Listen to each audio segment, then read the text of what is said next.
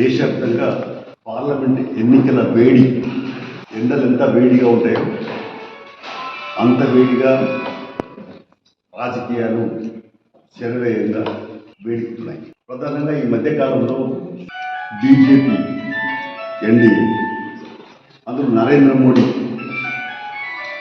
ఎన్నికల ప్రచారానికి శ్రీకారం చుట్టినట్టు అర్థం అవుతారు. గత నెలలో జరిగినటువంటి రామ మందిర ప్రారంభోత్సవం సందర్భంగానే మేము రాముడు రాజ్యం, ఇది రామరాజ్యం అని చెప్పి, రామరాజ్యం మరి ఇంకా పూర్తి స్థాయిలో అమలు కావాలంటే దానికి ఈసారి కూడా మమ్మల్ని గెలిపించండి. రాముడిని కూడా రాజకీయాలు తీసుకొస్తా ఉంది. ఎందుకు తీసుకొస్తా ఉంది అంటే వాళ్ళ అసలు రంగు నిజస్వరూపం బట్టబయలు, అసలు రంగు బయటపడింది. చెప్పినటువంటి ఏ హామీ ఒక్కటి అమలు కాలేదు. దుర్మార్గం అంటే సరే, నల్ల డబ్బు తీసుకురాలేదు, 2 కోట్ల ఉద్యోగాలు సంవత్సరానికి ఇస్తామని లేదు. ఈ మధ్య మనం చూస్తున్నాం, సాగునీటి 3 చట్టాలు తెచ్చిన తర్వాత వాటికి ఉపసంహరించుకోమని చెప్పి ఇప్పటికీ ఉపసంహరించుకోలేదు. అదే సందర్భంగా 365 రోజులు సంవత్సరం పాటు సమ్మె చేస్తే 750 మంది రైతులు చచ్చిపోతే ఆమె ఇచ్చాడు. ఏదైతుందో మద్దతు ధర ఇస్తాను, సపోర్ట్ ప్రైస్ చట్టం తెస్తాను. చట్టం తేలి ఇప్పుడు చట్టం తేమని వీళ్ళందరూ కూడా మొత్తం ఢిల్లీ నగరాన్ని దిగ్బంధనం చేస్తే మళ్ళీ ఎంత ఫస్ట్ టైం భారతదేశంలో మన స్వాతంత్రం వచ్చిన తర్వాత డ్రోన్ల ద్వారా వాయువాయువు ప్రయోగించారు. డ్రోన్ల ద్వారా అంటే విషమే అది ఆ ప్రజల మీద పోతే వాళ్ళు చచ్చిపోతుంది. అంటే ప్రజలను చంపడానికి కూడా సిద్ధంగా ఉన్నారు ప్రభుత్వం. అందులో అన్నం పెట్టే రైతులను చంపడానికి, చిన్న పెట్టడానికి సిద్ధంగా ఉన్నారని అర్థం అవుతాం. దీన్ని వివరంగా ఖండిస్తున్నాం. తక్షణమే మీరు క్షమాపణ చెప్పాలి రైతులకి, అలాగే చట్టం తెద్దామని తేవాలి. స్వామినాథన్ కమిషన్ సిఫార్సులు అమలు చేస్తామో చేయాలి. పంటల మీద పథకం ఇట్లాంటివన్నీ కూడా చేయాల్సిన అవసరం ఉంది. కాబట్టి ఆ సాగు చట్టాలు వాపసు తీసుకోవాలి. లేకపోతే మాత్రం రాముడు మంచివాడు, అందరివాడు, రాముడు ఆరాధ్య దేవత, నమ్ముకున్న వాళ్ళందరూ కోరుకునేవాడు. కాబట్టి నమ్ముకున్న వాళ్ళందరూ తప్పనిసరిగా ఆయన కోరుకుంటారు. దానికి సంబంధించిన విషయంలో రాజకీయాలకు రంగం కూడా కరెక్ట్ కాదని చెప్పి మేము ఖండిస్తున్నాం. ఇది తర్వాత ఇండియా కూటమి కూడా అందరినీ భాగస్వామ్యం చేసుకొని ఈ ఎన్నికలు భవిష్యత్తు భారతావని భవిష్యత్తు నిర్ణయించే ఎన్నికలు, వాళ్ళ ప్రజాస్వామ్యం ఉండాలా లేకపోతే నియంత్రణతో రావాలా అనే సవాల్తో జరిగే రేపు పార్లమెంట్ ఎన్నికలు.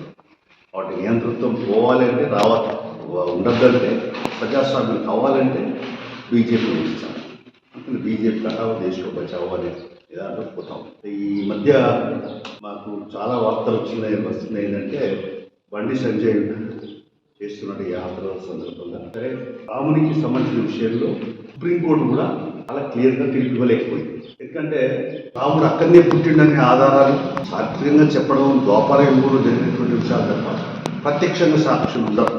చనిపోతారు, 100 సంవత్సరాలు కాగానే ఎవరికి తెచ్చిపోతారు. కాబట్టి అప్పుడు ప్రత్యక్షంగా సాక్ష్యం లేవు.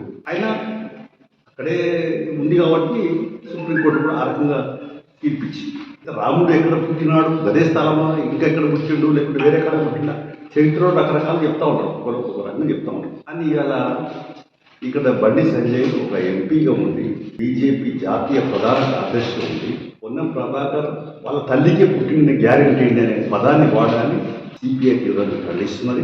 బతికున్న తల్లి, నేను ఇప్పుడే మా ఎమ్మెల్యే ఉన్నాడు, పిఏ ఉన్న నాగరాజు వాళ్ళ ఢిల్లీకి వేస్తున్నాను బీజేపీ. అక్కడ వాళ్ళ తల్లి కూడా కలిసి మాట్లాడి, భార్య కూడా కలిసి. కాబట్టి వాళ్ళ తల్లిని, బతుకున్న తల్లిని ఆయనకు పుట్టిందంటే ఎంత దుర్మార్గమైన చర్య ఇది. మానవ సమాజం మనుషులు ఎవరు కూడా సహించడం. దీన్ని తీవ్రంగా ఖండిస్తున్నాం. అందుకనే బండి సంజయ్ ఏమాత్రం మానవత్వం ఉన్నా తక్షణమే బేషరతుగా మరి క్షమాపణ చెప్పాలి, వాపసు తీసుకోవాలి.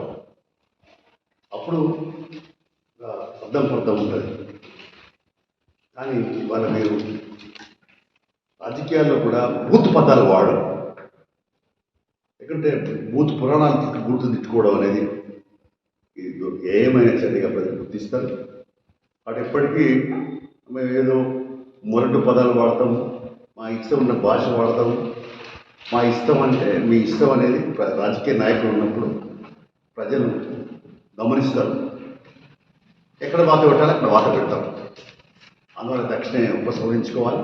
రేపు అది మాత్రం ప్రజలు మీరు తప్పనిసరిగా శిక్షిస్తారని చెప్పేసి హెచ్చరిక చేస్తారు. సంబంధించి కాళేశ్వరంలో మేడిగడ్డ అనేది భాగమే.